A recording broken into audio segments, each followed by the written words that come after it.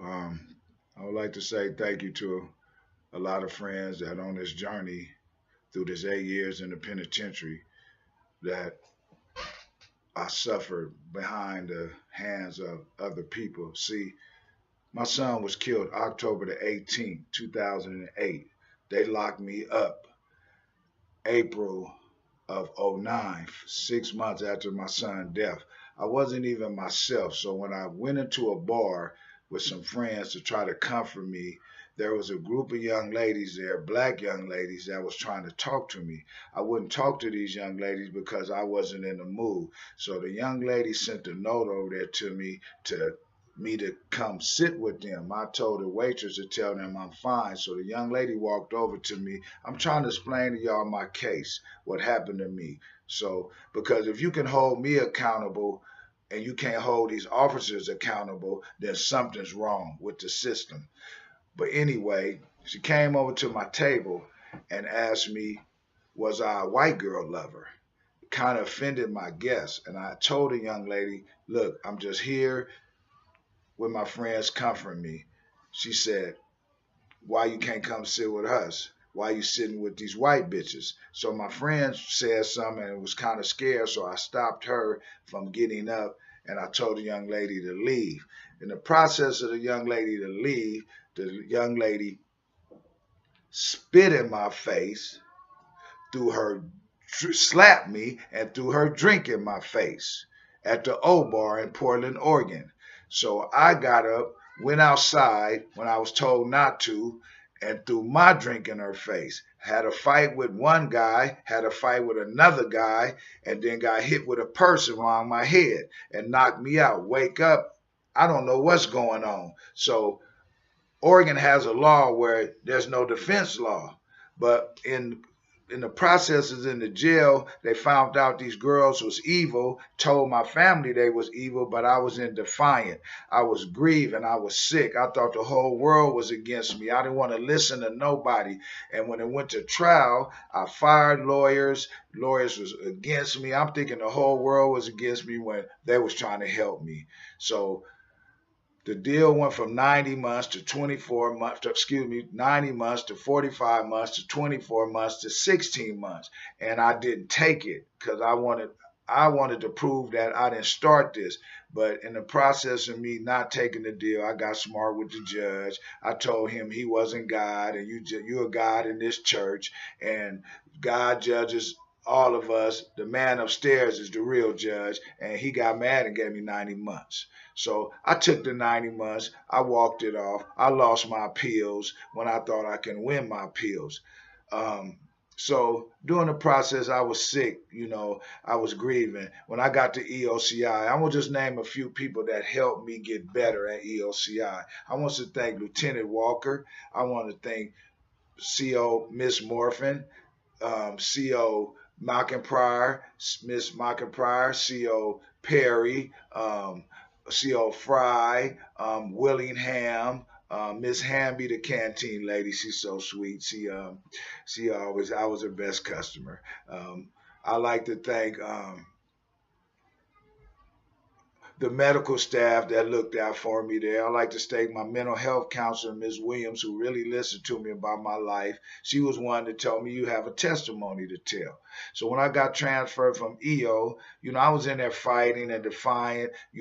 I was they didn't see it breed like this because I'm from Compton, California.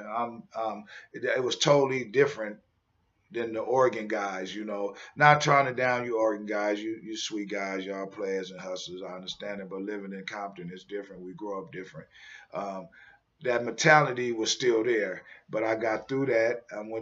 They told me to be good, and they moved me to Portland, Oregon, close to my only child there. When I got to Portland, Oregon, I started just being a little disrupted, but I got better with the help of these COs. I like to thank Lieutenant Walker, excuse me, I'm sorry, Lieutenant Chadwick, Lieutenant Johnson, um, CO Yaney, Mr. Yaney, my first officer who I got there, he was there when I left. Miss O, a sweet lady. I like to thank Miss Johnson, an angel. She's kind of sick right now, but she's doing better. Prayers, a shout out to you, Miss Johnson. Officer Davis, Officer Young, Officer Johnson. He's a funny guy. Johnson's so funny.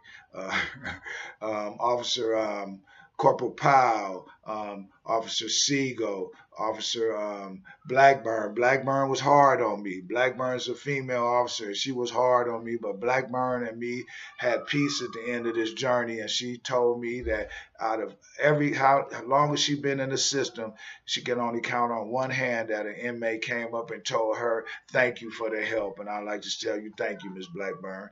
Um, wow, so many at Columbia River.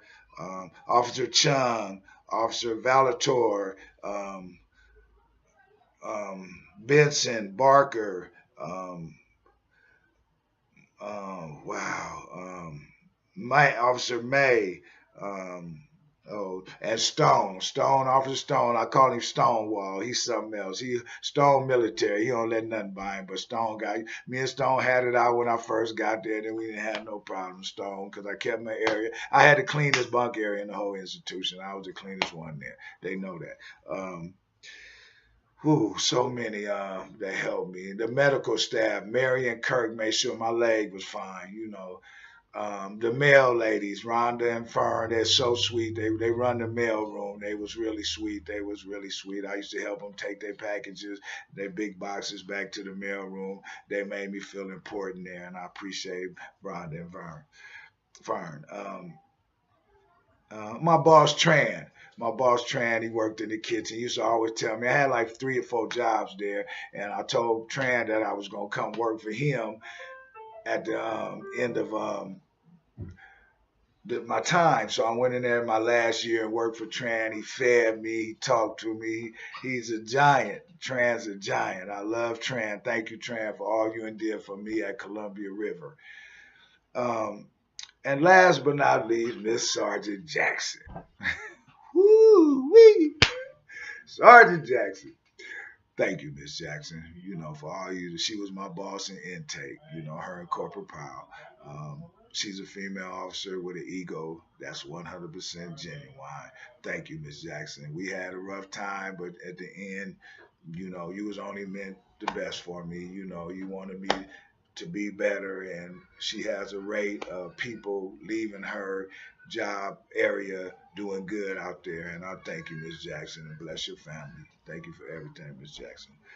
Um, if I left any, Miss Mazzino and Sergeant Davy. I'm sorry, I didn't mean to leave you two out. So if I didn't um, remember everybody, it'll be in the book. And I just want to thank a few inmates that was there with me to the end too. Douglas Vaughn, Omar Jackson, Omar Sanchez, a few other inmates, Hanford, a lot of buddies. I was there 4 years, so I've seen people come and go there, and I thank you guys from Oregon. Oregon got some smooth cats there, and they was respectful to me, many of them. My buddy Biggs, my buddy Haddon, my buddy Breeze, my OC, a lot of them was good friends of mine. My workout partners T, Lowe's, Cam, they was my workout buddies. They was there for me. The barber kept my hair cut.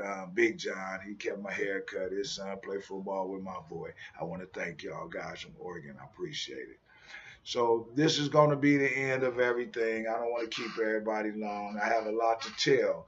My book is more than what you hear on the video. It's just letting you know that the book will be out in the near future. Okay. The book is going to be called The Testimony of My Life. Richard Anthony Williams, born and raised in Compton, straight out of Compton. So the real Richard Anthony Williams of Compton, California. That's me. 1960.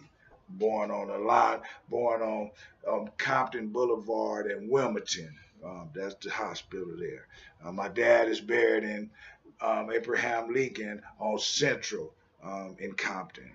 So My grandmother did so much for the churches in Compton. You know, I'm a Baptist Christian. I had to go to church every Sunday. I had to go to church. I had to go to Bible study on Tuesdays. I had to go to choir rehearsals on Thursday.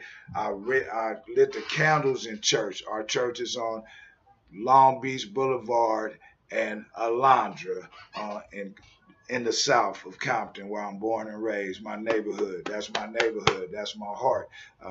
Compton, California, the South. Y'all call it the South Side. I call it the South, home. So thank you, everybody, and God bless you, everybody. And let's get this world together. And you youngsters come together, no matter your races or not. You know, let's stop having these mothers bury each other, bury their children, and grieving like I did. You know, let's come together and watch out for the book.